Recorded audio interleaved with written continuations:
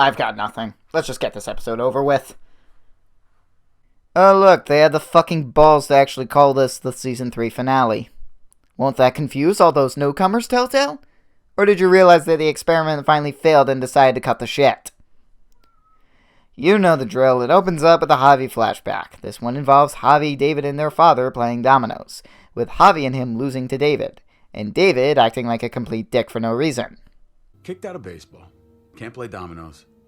What exactly are you good at again, Javi? Pay up, little brother. If you can. I'll cover for Javier. Oh, is it your turn to do that now? I lost track. Poor, helpless Javi. I won. That's $10 you owe me. Again, I see we're letting the former gambler gamble. This is even worse since this takes place very soon after Javi was banned from the league. When Javi goes to his dad's wallet to get the money, he finds a letter revealing that their father is dying from cancer, and as expected, both David and Javi question him as to why he didn't say anything to them or their mother. He also reveals to the two of them that he has refused to seek treatment and will not allow David to pay for it, continuing to shrug it off as if it's no big deal. After an outburst from David, he tells the two brothers to sit down and listen to him. You know, I pray for daughters. Every night your mother was pregnant with both of you. Please, God, a daughter. Anything but a son. Anything but another hot-headed idiot with his heart in the right place. Anything but another foolhardy, handsome gambler. Because women can't be either hot-headed or gamblers. It's always those dastardly men. #feminism! Javi can side with David and tell his father that he needs to keep fighting, and when David leaves to get more beers, he tells Javi that he wants the two of them to start acting like brothers, before it's too late, to which Javi can agree to. And while you're doing that, try not to be distracted by the pictures on the wall that include the motel from Season 1, the St. John Dairy, and the ski lodge in Season 2. You might be wondering why those pictures are there, and that's a very good question to ask. The flashback ends and resumes with walkers starting to flood Richmond. Wanting to rescue Kate, Javi starts running towards the truck, leading to another patented Telltale action scene consisting of pressing the same button over and over.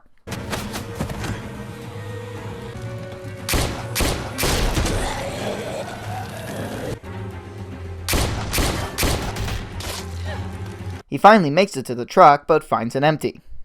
You might be wondering how Kate was able to escape from the vehicle from the driver's side door without Javi or anyone else noticing her. And that would be another great question. Javi starts frantically searching for Kate, but comes across David and the two start looking for her. David finds a walker that looks like Kate and rushes over, but the walker manages to subdue him. Javi runs over to try and wrestle the walker off of him, and this is where Kate decides to make her dramatic entrance. Don't worry, I'm sure you had that handled. Wow, Kate, you seem to be handling yourself incredibly well for not only surviving an explosion, but from nearly dying only a couple of days ago. Remember that, guys? She was pale, on the verge of death, had internal bleeding, Eleanor said it was only a matter of time, could barely stand and walk at the end of episode 3, and yet here she is doing all of this, as well as everything back in episode 4, like nothing ever happened. For the girl that could barely walk less than a day ago, you're running around killing walkers, jumping from building to building, and swinging on a helicopter blade. What are you, the $6 million woman or something? I guess Richmond could rebuild her. They had the technology. Better, stronger, faster. But certainly not smarter, because she still acts like a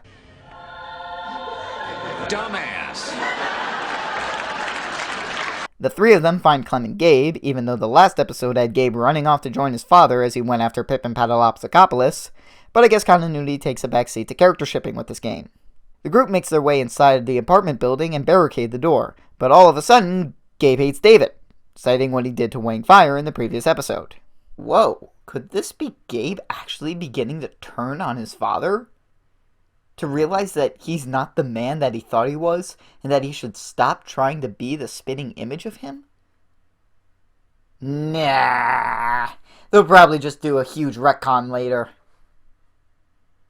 As David, Gabe, and Clem go to check the other entrances, Javi and Kate head upstairs and see some of the other people that made it inside. I'm glad Mariana didn't live to see this. To see what her father's become. To see what I've done.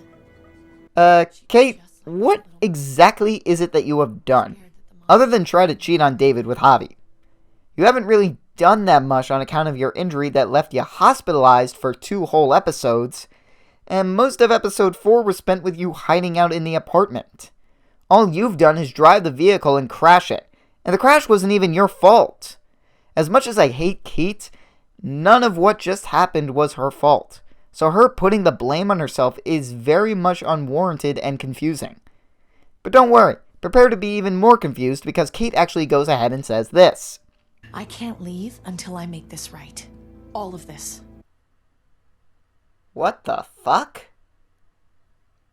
Kate, I appreciate the sympathy you have for these people, I really do. But what I don't appreciate is the lack of consistency in your character. You were complaining the last couple of episodes how you don't trust any of these people, and that you feel trapped in a cage. All your actions leading up to this point have been about getting away from here.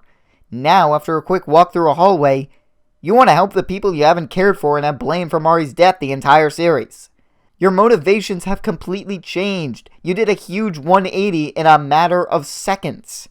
And I would love to say that this is the last time a character says or does anything that will leave your head scratching, but it's not. In fact, here comes another. We make our way to Eleanor's apartment where we see her working on Rufus, the guy you could have shot and killed back in episode 1. Tripp was my best friend, Javi. He died because of you. What the fuck? Look, I get you're still mad about Conrad, but how in the hell are you turning this on me? I didn't intend to get Tripp killed. I tried to save him, and Joan pulled some shady shit and killed him. How could I have known that she would end up doing that? Besides, Tripp wouldn't have even been in that situation if you hadn't told her about our plan, which led to him getting captured and Javi being put in that situation. How is giving away all the info to the enemy, the group of people who killed your friends and destroyed your community, going to make things better, you traitorous bitch? What's done is done. I don't have to like it. But I can't change it. But you've got a lot of nerve showing up here. After the bullshit you pulled. Hey, what's done is done. I don't have to like it, but I can't change it. Turn your words right back on ya. See how you like it. Why did you tell Joan what we were doing? I was triaging a bad situation. Their doctor is dead. And before you guys fucked it up, their walls worked. And a wall works. All you have to do is go to Richmond. say, how's your wall working? Walls work. While I stood my ground against Eleanor's baseless attacks, Kate says that maybe I should forgive her, to which Javi can respond by saying she has to earn it. We should try to help. Not everyone here is guilty. Oh really, Kate? Might I recall back in episode 3 when you said this? These people are killers. David, Clem, and Gabe show up, and David notices Rufus on the couch, with Eleanor revealing that he was bit. His wife Ida demands that Javi cut his arm off, despite Eleanor saying it's too late. Javi can choose to do so, but it doesn't work and leads to Rufus dying from blood loss. Well, now that's just sad. Not that this is a sad death, mind you, it's not. It's sad that this character actually gets a send-off, but characters like Max and Pippin Patalapsakopoulos are left unknown. What makes it even stranger that they couldn't give Max a resolution was that both him and Rufus are voiced by the same person. So it's not like they could use the excuse of not getting Max's voice actor to come back and record some lines. The guy is right there in the booth. You couldn't have just had him record some death screams and show him getting eaten by the herd? Again, any send-off would be better than no send-off. With Rufus dead, this prompts Ida to pull out her gun and threaten to kill both Javi and Kate, but David rushes in and breaks her arm, taking the gun away from her and shooting a reanimated Rufus. The others admonish him for going too far, but when he sees Ida start moving, he pulls out his own gun and points it at her. Gabe rushes to stop him, and David knocks him back, regretting his action. I'm sorry, that was an accident. You were going to kill her. She was going for her gun. Look at her. Gabe, She can't even stand up. What the hell is wrong with you? Well, the game did present it as her reaching for the gun. Not necessarily defending David's actions, but the game does make it seem as if it was a bit justified. So, you know. He tries to apologize, but ends up storming off to the roof where Javi joins him. He starts talking about how, due to his training, he was made for situations like this, discussing trenches and sniper placements. A soldier isn't a husband or a father. A soldier is a soldier. Nothing else.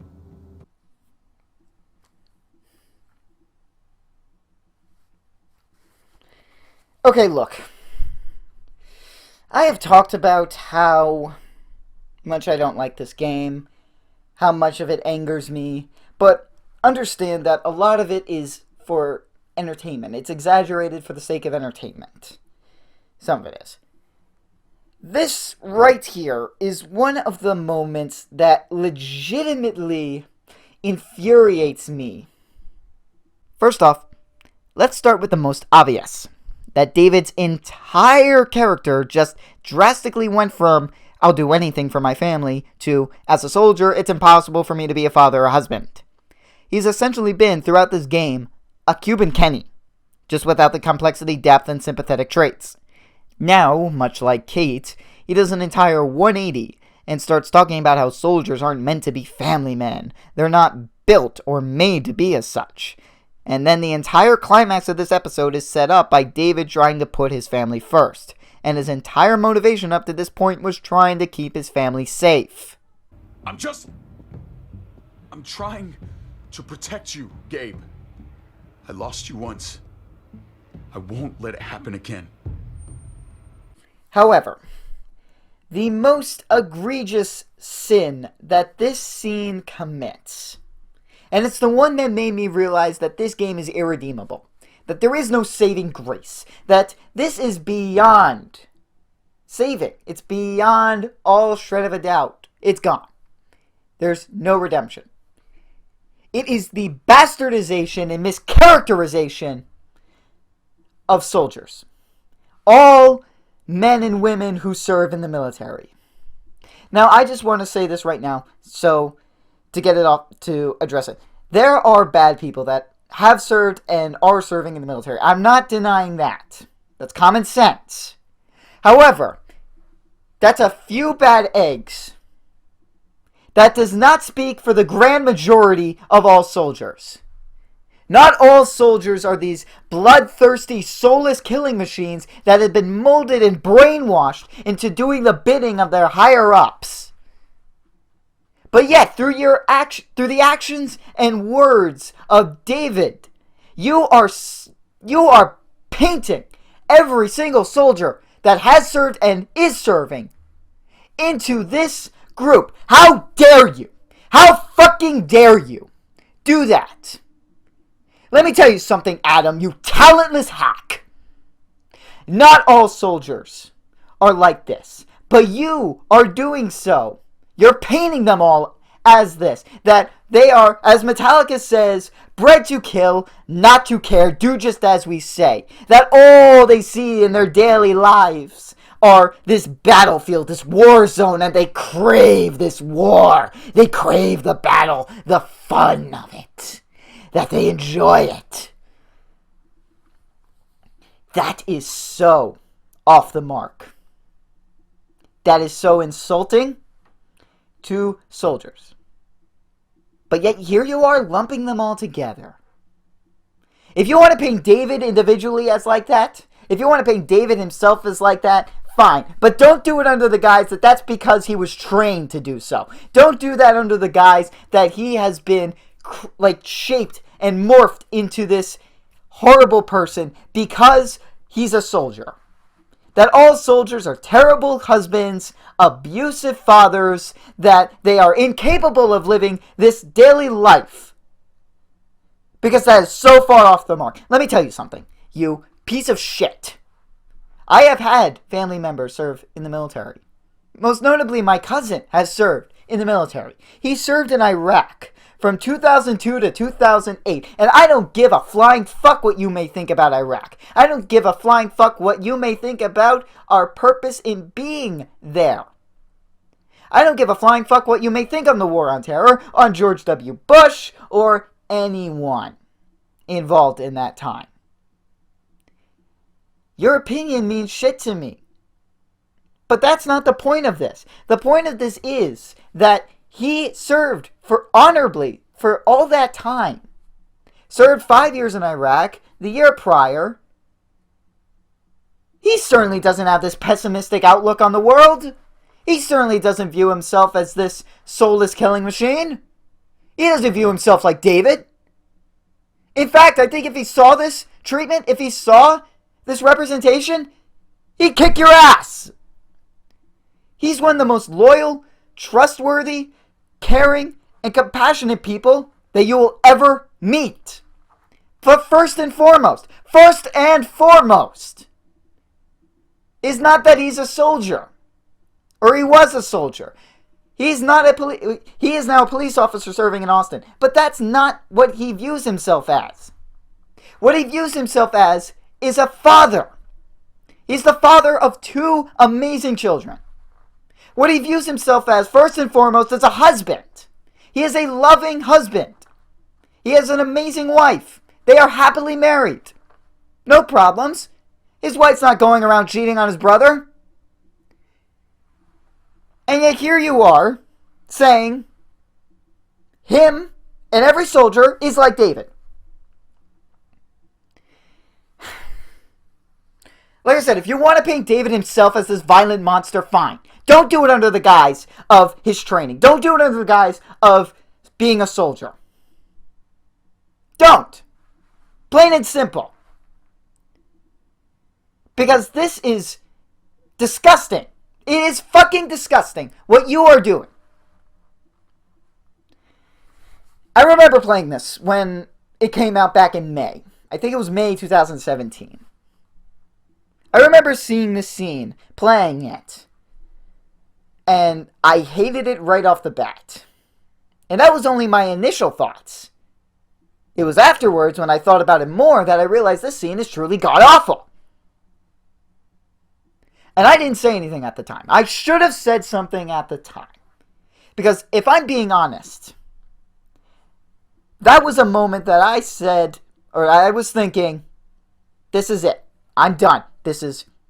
We're turning this off. I can't keep going. This is my red line. Unfortunately, much like Obama, I didn't do anything about it.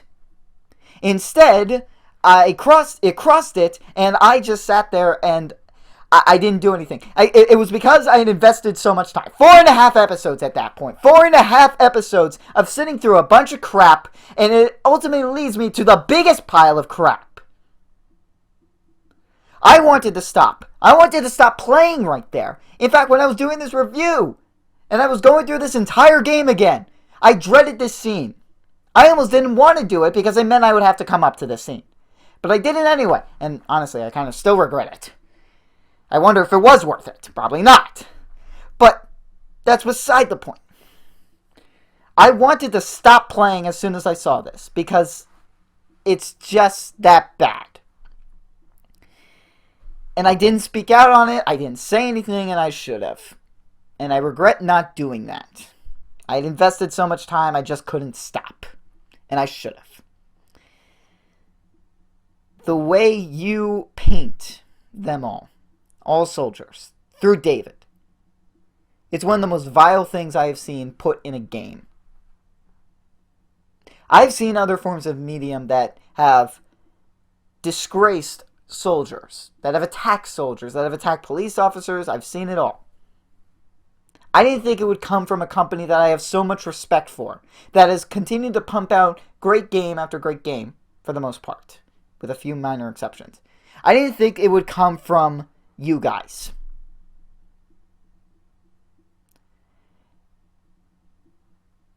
And you...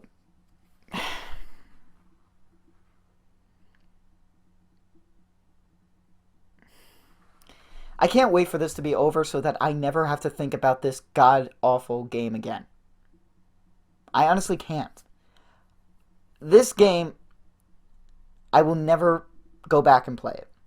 I have gone back and played most of Telltale's other games. Both seasons of The Walking Dead, especially, I have numerous hours on them. And I will, chances are, go back and replay them again at some point in time. I'll even go back and do the Michonne miniseries. That is more worth to me than this game. I will never waste my time ever again playing this game. It could be for numerous reasons. There are numerous reasons. The romance sucks. Clem is a waste in this game. The characters are terrible. But this right here is the biggest of them all. The biggest problem I have. So let's get this final episode done with, so that I never have to waste my time with this game again. Kay and the others show up, and with them is Ava, who they rescued from outside. Boy, this just got awkward really fast. Just be glad the situation was what it was. And that she didn't make me pick between you and your brother. But if that was to happen, you probably would have picked David, and then Joan would have killed him, so I would still be alive. So yeah, I would actually be glad about that. With everyone on the rooftop, Gabe suggests plugging the hole in the wall using one of the bulldozers at the garage where we got the armored truck. Even though we were able to get there no problem last episode, in spite of the walkers, we decided to take the highway overpass this time to get over there. Come on. Let's jump.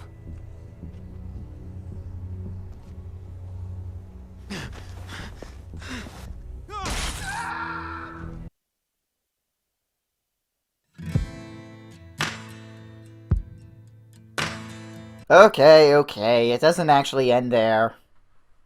Although I wish it did. No, Javi and everyone else end up making the jump and start making their way to the overpass.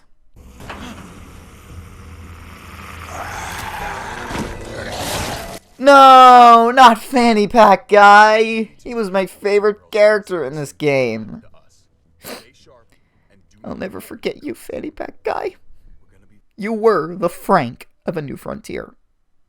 As we start walking along the overpass, Gabe and Javi stay behind and start talking about David. Gabe talks about how his perception of his father is changing, no longer looking at him to be the person he wants to grow up to be, and how he wants to be more like Javi, even thanking him for taking care of them all these years. We see that the path they're walking on is blocked by several cars, and instead of doing the smart thing and climbing over them, Javi suggests they go around the side and possibly fall to their deaths. In an almost cruel twist of fate, Javi almost ends up dying, but Ava ultimately saves him.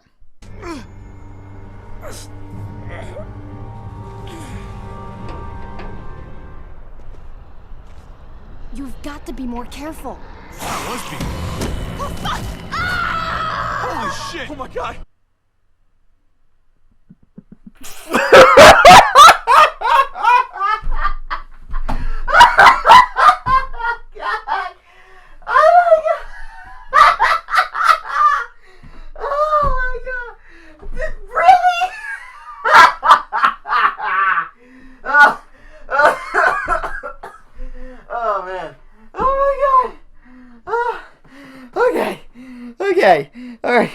Alright.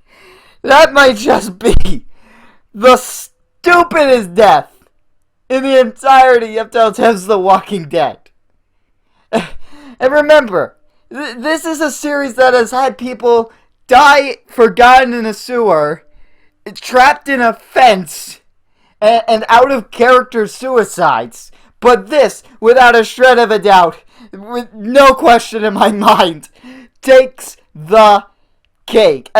How long did the writers think of that? Like 3 seconds? It's probably half the time they put into the actual making of this season. And if you thought her death was oddly rushed, don't worry, so is everyone's reaction. Get this, the game spends, no joke, a whopping 22 seconds mourning her before it just moves on to the next thing. Even David, who was close with Ava, considered her his right hand, and who was the only person who stuck by him after everything that happened, quickly moves on and forgets it ever happened. I would have died a long time ago without her. Thank you, Ava. Goodbye, my friend. And that's it. We get nothing else from anyone.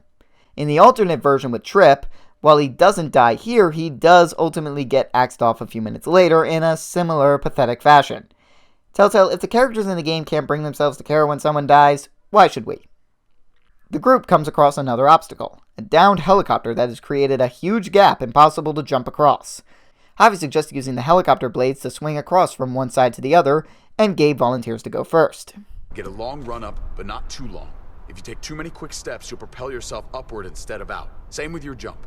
Just run off the end, don't leave. David. Try not to... He's got this. Clem, what would lead you to think that exactly? I don't trust him to be able to tie his own shoes without someone's help. And then complain that they were tied too tight. You're putting way too much faith in this kid. Gabe does manage to get across, and one by one, so does everyone else. Despite some difficulty with the blade, Javi succeeds as well, and the group continues to make their way to the garage, only to find it swarming with walkers. How about we make some noise and distract them? We could use that generator. That's a great idea, Gabe. When'd you get so smart, Gabe?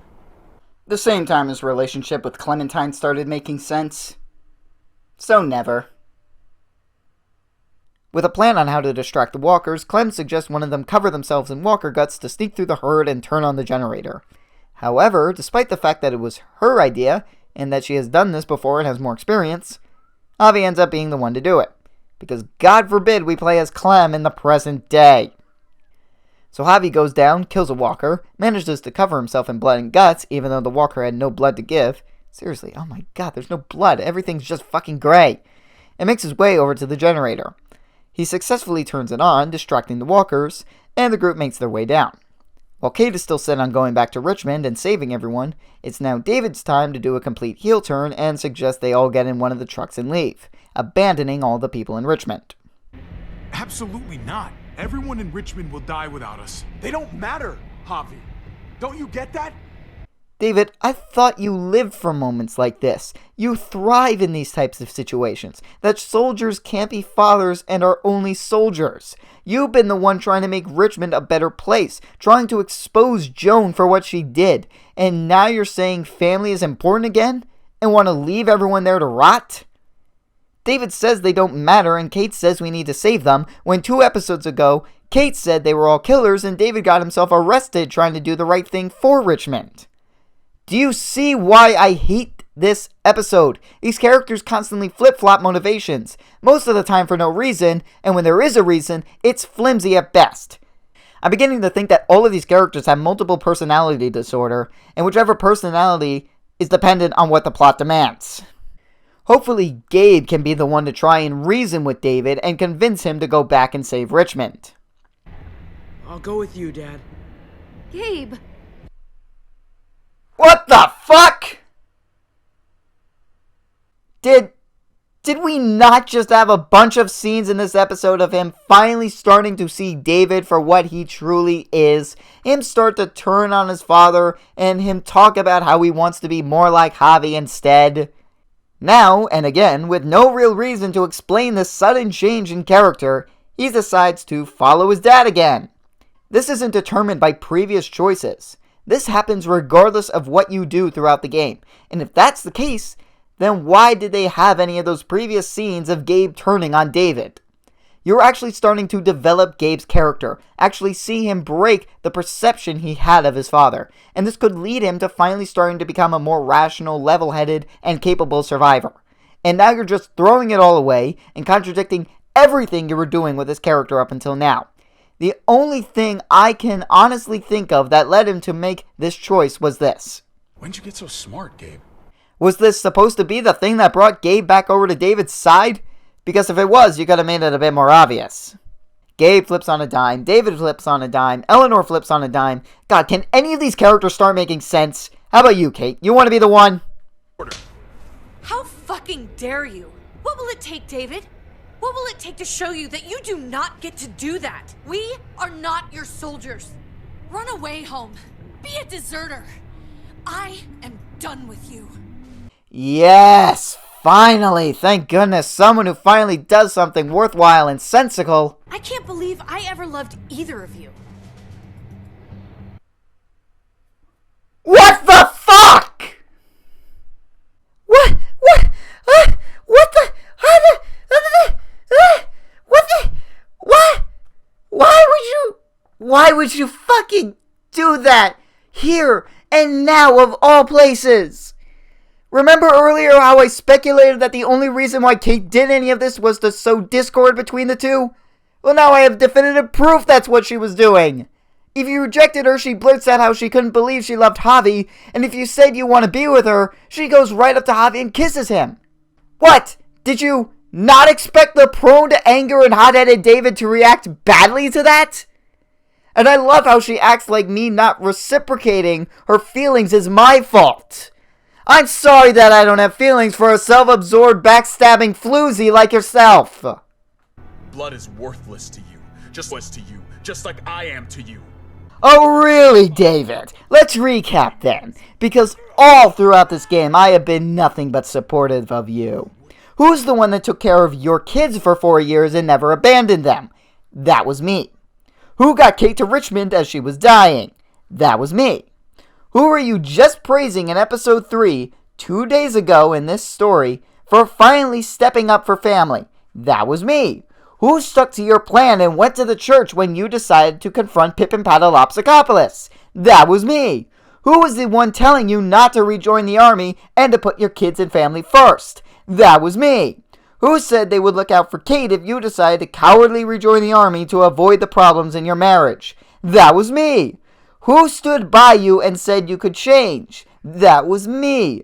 Who has been siding with you at almost every step of the game? That was me. I've been on your side since the start. And now, here you are saying how blood is worthless and acting like I don't care about you or family. Telltale, if family was the overarching theme of this season, maybe do a better job of having my choices reflect how I've been sticking by them. I feel like that would get your message across much easier, instead of forcing us into a fight with David, our brother. Actually, have our choices reflect how much we have stuck by David, or Kate. That way we can avoid scenes like this that don't make a lick of damn sense. I wanted my choices with David to actually matter, to actually make things right with him, to show that I could be there, and no matter what I do up until now, I am required to engage in this fight with him. A great opportunity to connect the overarching theme of the season with Javi's character arc, and... You blew it!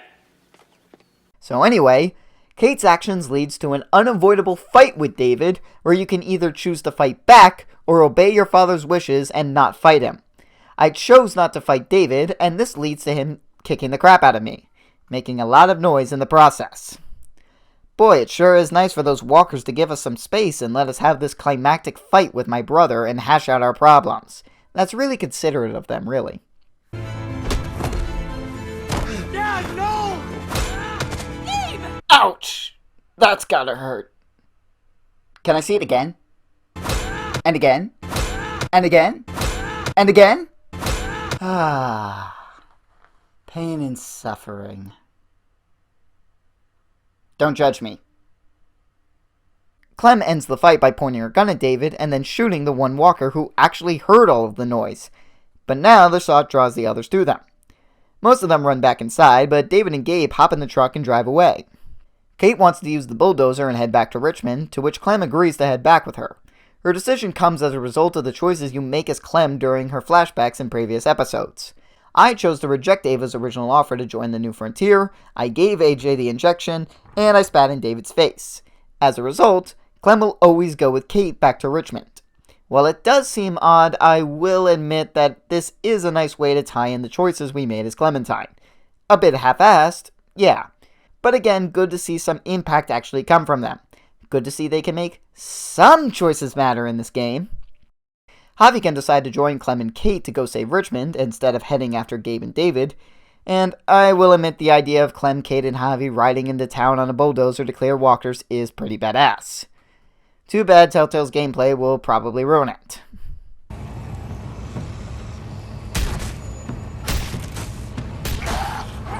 Yep, it's just repeatedly pressing the same button. Called it. The three of us make it back to Richmond and see a few people on horseback clearing out some of the walkers. And the winged assaults arrive! Coming down the mountainside! One of them turns out to be Jesus, sporting his current outfit in the comics, who brought back some of his people to help out and stop the raiding. The group makes their way inside after Javi opens the gate, which again begs the question how they got back inside with the armored vehicle in the previous episode, and they start clearing out the walkers inside Richmond. Kate suggests using the truck, which has somehow moved into a more convenient location for us to lift it up, to seal the hole and stop the flow of walkers. The plan ends up working, and while Kate, Jesus, and his men stay behind to deal with the rest of the walkers, Javi and Clem go to find Gabe and David, which they're able to do surprisingly quickly. What, does the truck have a locator chip on it or something? Or did they miraculously stumble on it? Either way, it seems really unlikely. Okay, well, Javi approaches the car, and of course David is fucking dead! Because why would they keep him alive? It's not like he was a major character in the story, and people wanted to have a clear resolution with him by the end of the game and try to make amends. No, because Telltale's just going to decide to kill him off screen. Because as we all know, that has worked so well in the past. Well, at least one of them gets an on-screen death, and thankfully, it's the one I wanted to see. Javi finds a bloody Gabe who reveals that he was bitten by one of the walkers who attacked the car, and is slowly and painfully dying, much to the dismay of Javi and Clementine. Do me. Gabe, no. Take my cards. What? Look at this, she's crying over this little shithead. Are you serious right now, Telltale? These two have known each other for what, 3 days at most, and have had barely a handful of interactions with one another, and this is how she's reacting? Why? There's no actual justification for a reaction on this scale. Her crying over him feels unearned, as she should not have such strong feelings for a person she just met. And I'm not saying this because of my disdain for Gabe's character. I'm putting my own feelings and biases aside and looking at this from a purely factual and reasonable standpoint. And I'm still coming up with nothing that could explain this. Is this game trying to insist that Gabe's death is having the same, if not bigger, impact on her as someone like Lee or Kenny? Let's take a look at this. Lee and Clem knew each other for 3 months. He became a surrogate father figure to her, kept her safe, always put her above himself, taught her how to shoot a gun, and rescued her shortly before succumbing to the infection. Kenny was someone she had met back at the beginning, reunited with after 2 years of thinking he was dead, also put her and the group's needs above his own, said he considers her family, and it ended with either her shooting him, leaving him at the gates of Wellington, or listening to him get eaten alive after being paralyzed and being with him for nearly 2 extra years. All of these are traumatic and difficult things for her to see or do for people that she was actually close to. Her reaction in those situations were earned. These were people she cared about, had looked out for her, kept her safe. Gabe, on the other hand, constantly screws up, ratted out his uncle, whines over not being treated like an adult even though he never once acted like one, and the two barely shared any screen time together. How does he even compare to any of the people I just mentioned? Oh, but get this! Depending on your Season 2 ending, she can, no joke, actually kiss him. I always thought I'd be alone. Then I met you. Thankfully, this only happens if you got one of the 2 Jane endings. As to why? I don't know. It feels like the writers just kind of pulled that right out of thin air. But sure, Clementine can kiss Gabe. Oh god, I can hear the Gabe-entine shippers now! No! You know what they say, love is blind. Oh, shut up, Tommy. Then again, maybe I shouldn't even be making a big deal about this, because in the final season, you're given the option as Clementine to say this, basically erasing Gabe from her memory. Never. Not even once. Never. However, despite all the shit I've given Gabe, I will give him respect for wanting to end it himself, not wanting Javi to do it. Javi can choose to give Gabe the gun so that he can end it before he succumbs to the infection. It doesn't redeem his character, not by any stretch, but credit where credit is due. So Gabe ends up killing himself, and the game jumps to 3 days later back at the church in Richmond. Kate and Javi are placing and admiring the pictures of the people they lost over the course of the season. How they got some of those pictures, I have no idea. And Kate says how she wants to try and fix Richmond, but tells Javi that he should keep his distance. I'm not saying I want it to be this way forever, but I want you to keep your distance. Kate! You just said the magic words I've been waiting 5 episodes to hear. Yes! Of course I'll keep my distance from you! Oh my god, I love you so much right now! Jesus and the rest of his crew are getting ready to head out, and Javi comes over to say one final goodbye to him. I gotta admit, man, you're a fucking badass. You're a real charmer. Still has better chemistry than Javi and Kate. Jesus takes off, and Clem reveals that she's getting ready to head out as well and start looking for AJ, but asks for Javi to do one favor for her before she leaves. I used to do this for my niece. That's nice of you. She thought I was terrible at it. Were you? None of your business. You see, now this is nice.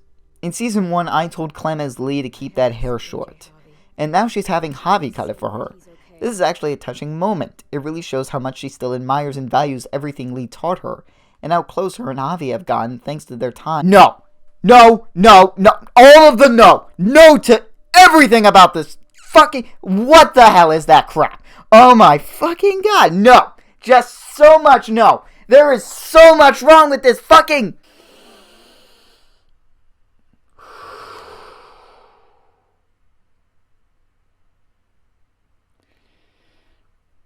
I'm not a fan of this decision. I mean, jeez. I get not wanting to have the same haircut all the time, but in the zombie apocalypse, I doubt any girl, much less Clementine, really gives a shit about trying a new hairstyle out. Especially one that matches this little prick's.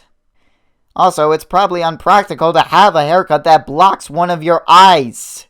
Wouldn't that impair your vision, Clem? And if she wanted a new style, they chose to go with literally the ugliest style ever conceived. It makes Clem look like a millennial hipster, third-wave feminist SJW socialist. I'm half expecting the next scene to be her sitting down in a Starbucks, writing for her blog on her MacBook computer, whining about the injustices of capitalism while living in the most free country on the face of the planet before she goes to join an Antifa riot. And yes, a riot. I wouldn't call what they do as protests. And if you have a problem with my characterization of this domestic terrorist group, please submit your tears to my leftist tears mug. Your tears give me sustenance. You might think I'm making a big deal over something as trivial as a haircut. But the thing is, the cutting of one's hair is often used in media to represent a symbolic change in the character. In Avatar: The Last Airbender, both Zuko and Iroh cut their top knots after becoming outlaws of the Fire Nation. Through their actions, it symbolizes them renouncing their allegiance and royal lineage, casting off their old lives. A similar scene exists in its sequel series, The Legend of Korra, regarding the character of Korra herself. In Breaking Bad, Walter White shaves his entire head, signifying his further decline into the role of Heisenberg, as it makes him look more intimidating. And it's that shaved head look that has become synonymous with the character. Oftentimes, these actions come to symbolize a change in their personality. It is a transition moment for the character. Even Season 1 has something like this, when Lee cuts Clem's hair. It's the start of Clem learning to become a survivor, and there's a reason why it's tied into the scene of Lee teaching her to shoot. The point is that this is not just something as simple as a new hairstyle that is ugly as hell. It's meant to convey a transformation. But for the life of me, I can't decipher what they're trying to get across with it. Especially since the final season pretty much gets rid of it altogether. What change did she go through this season? And how does this reflect the new Clementine? The answer to both is, I don't know. Even the TV series of The Walking Dead got this idea right with the character of Shane. And when the show has more clever writing than the game, that's a fucking problem. You bet. He belongs with you, Clementine.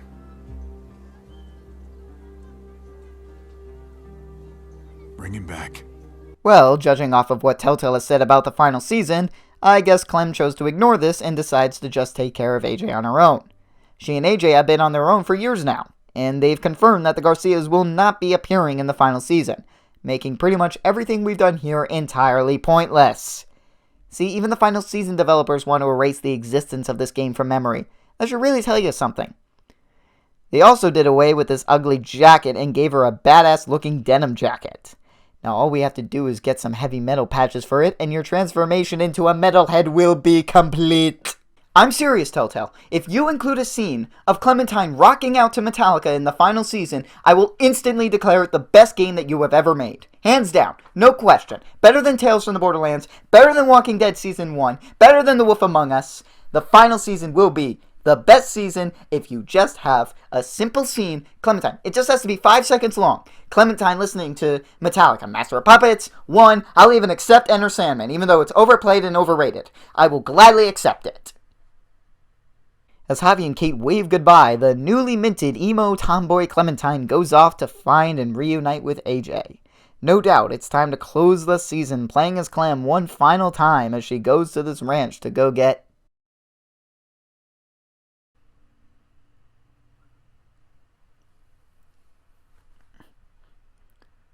What the fuck? So, in all the previous episodes, we played as Clem for barely 5 minutes, possible exception being the 4th. But in this, the shortest episode of the entire season, you can't even be bothered to include a small, playable Clem section where she goes to the ranch and finds AJ. Not even that, but you can't even just show her reuniting with him to close off what has literally been Clem's purpose for being in the game, other than marketing. All that build-up leads to nothing. I guess even the developers wanted to end this travesty as quickly as possible. Actually, you know what?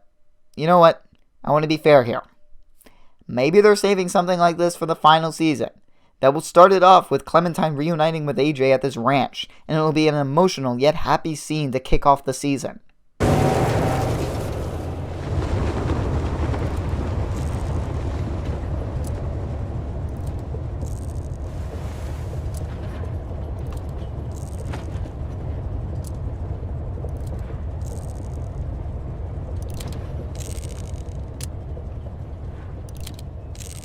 What you doing there, goofball? You just love pissing me off, don't you, Telltale? So the card pops up, the credits roll, and you get your choices for the final episode, as well as a screen depicting what your Clementine has become, as if that was somehow an important part of the game, considering how we barely played as her. You do get one after-credit scene of Clementine walking out of the tunnel? Wait, isn't that the same tunnel that we went into in episode 2 and we barely escaped from? And now here she is just walking out like it was no big deal? How the hell did she pull that off? Better yet, why did no one just give her a car when she left to go look for AJ? Wasn't that originally what Clem was asking for in the beginning of the game and that I promised her? Javi just sends her off with literally nothing but a shit-looking haircut. Thanks a lot, you dick. She impractically kills a few walkers, wasting several bullets and creating a bunch of noise that will no doubt draw more walkers to the area.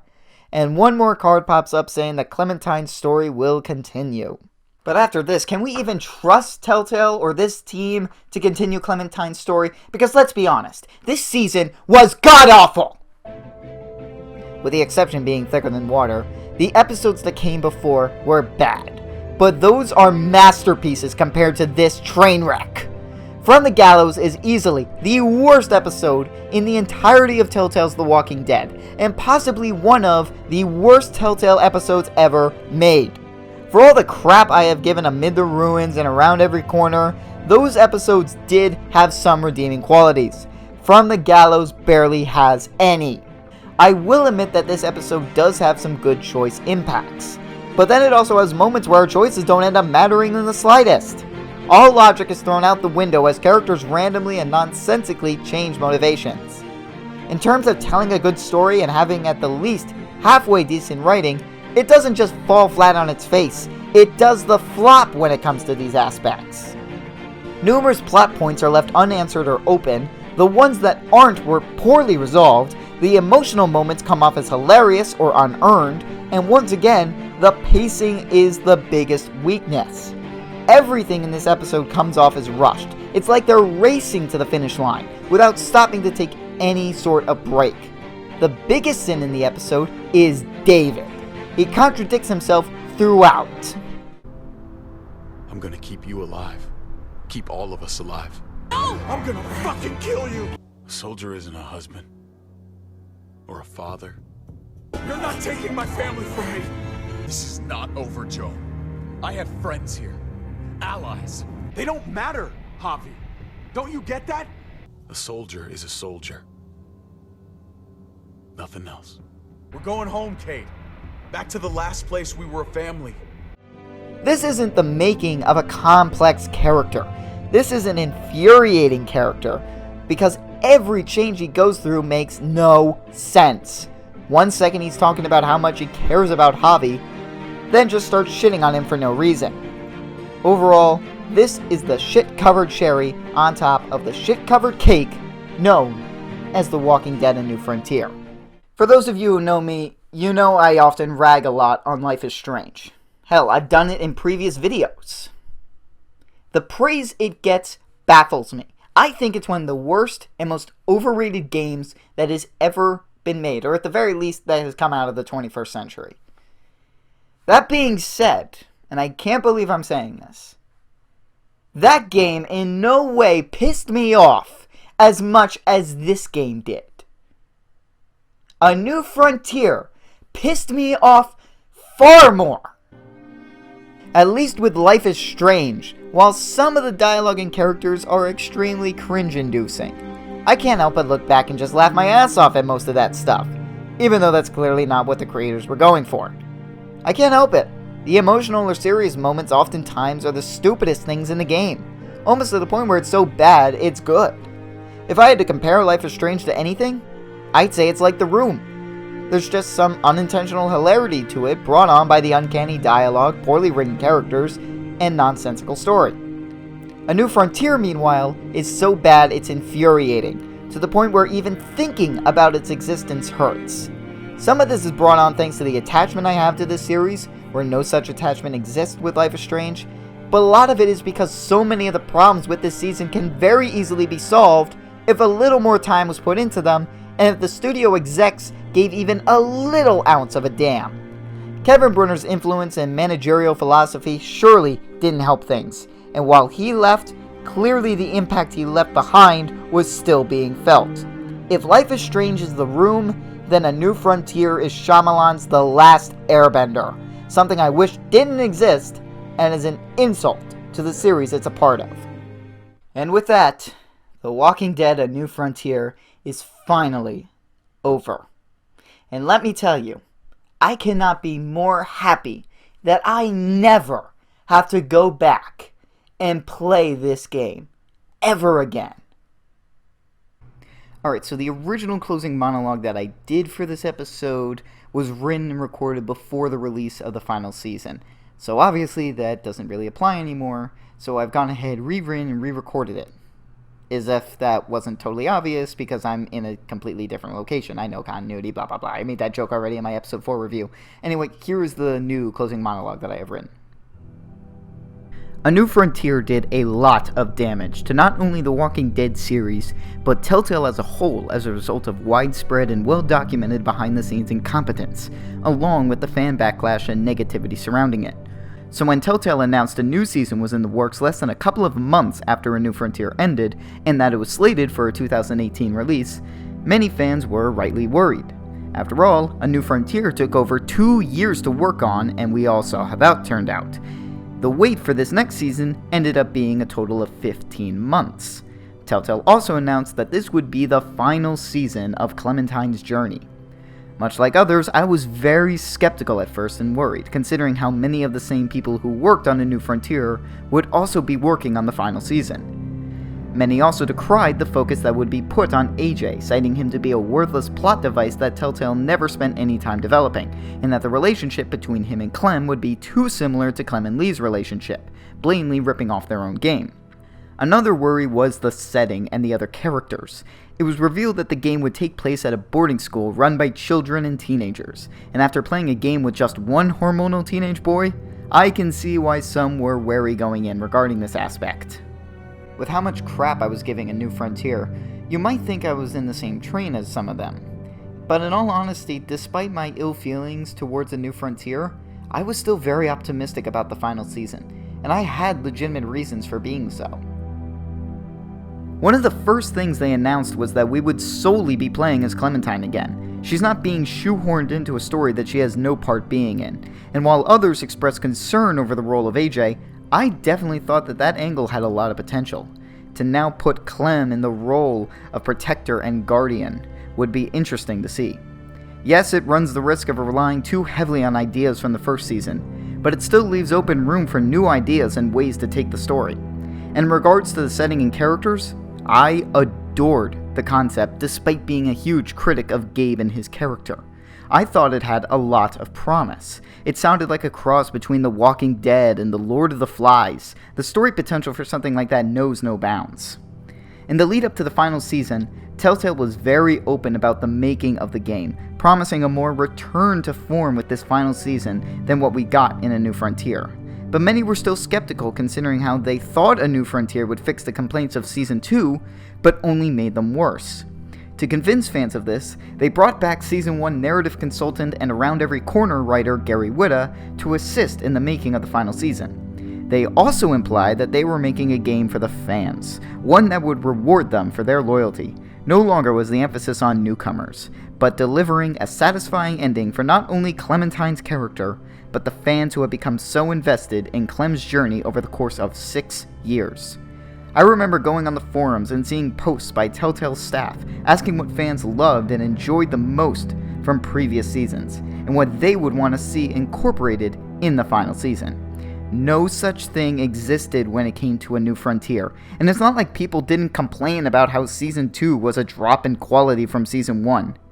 There were honest-to-God attempts to regain trust amongst the fans and improve their product, as well as fan interaction, something we haven't really seen since Season 1.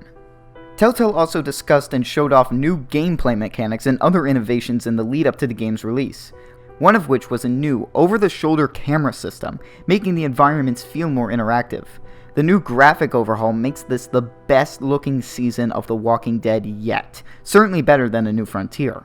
They also incorporated unscripted combat into the game, no longer fully relying on QuickTime events.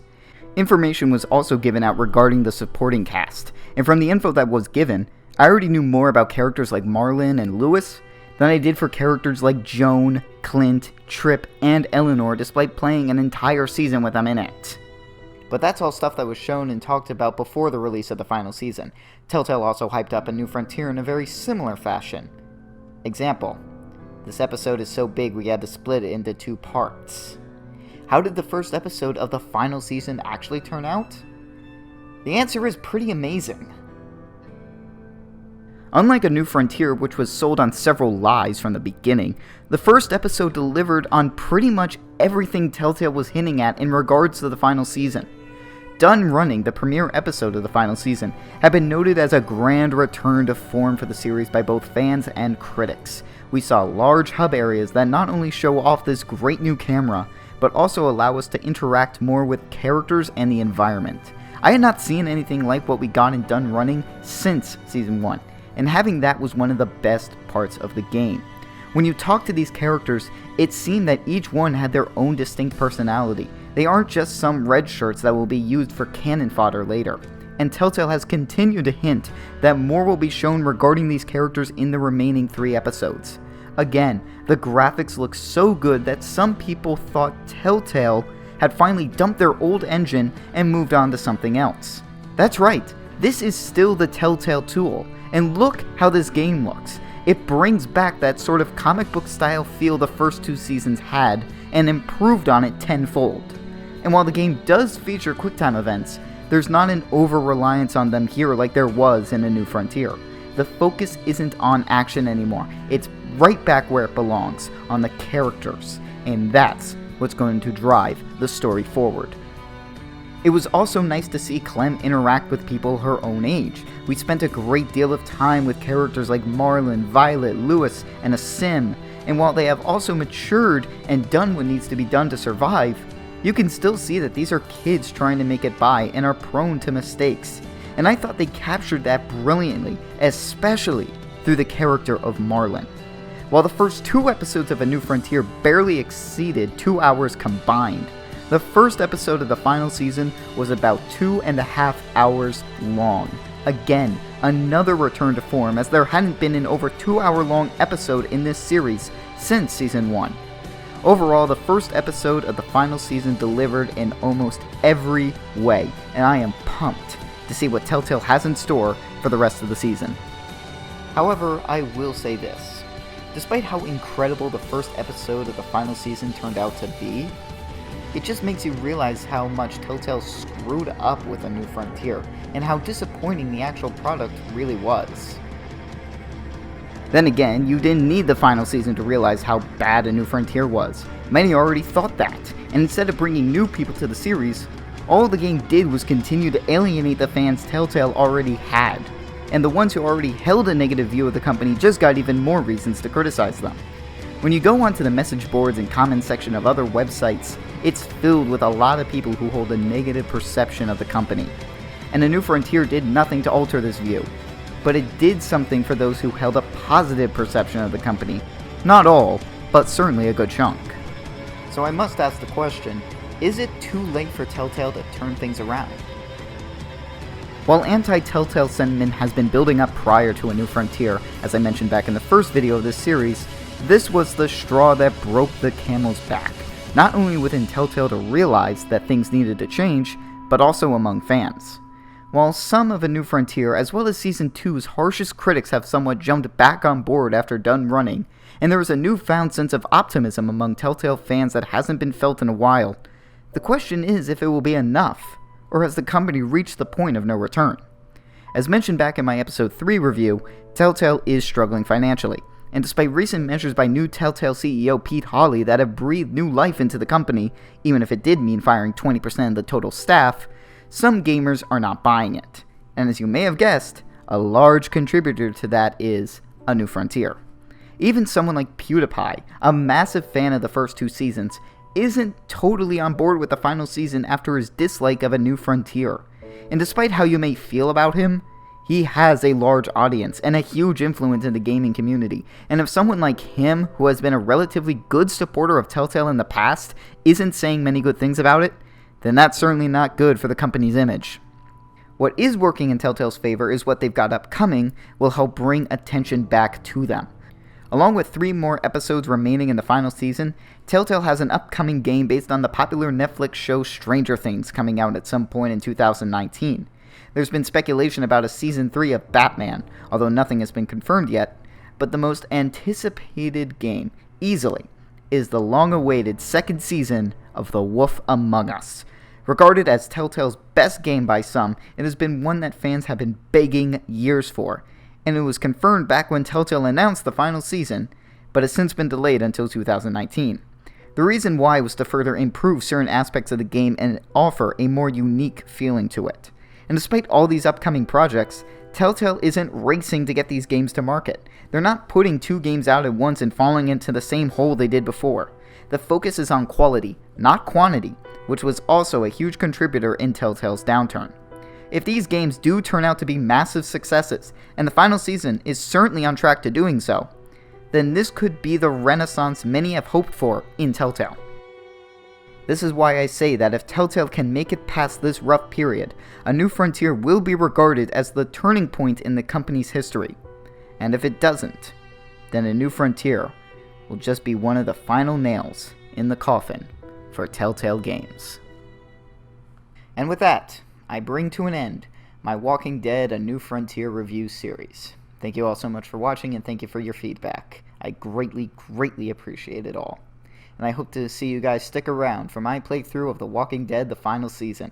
Episode 1 done running is up on my YouTube channel, and I will be playing Episode 2 Suffer the Children on September 25th, and I will be playing the remaining episodes. And I can tell you that no matter how good or how bad this final season turns out to be, I can guarantee you that when Episode 4 comes out, tears will be shed as we say one final goodbye to Clementine. Again, thank you all for watching.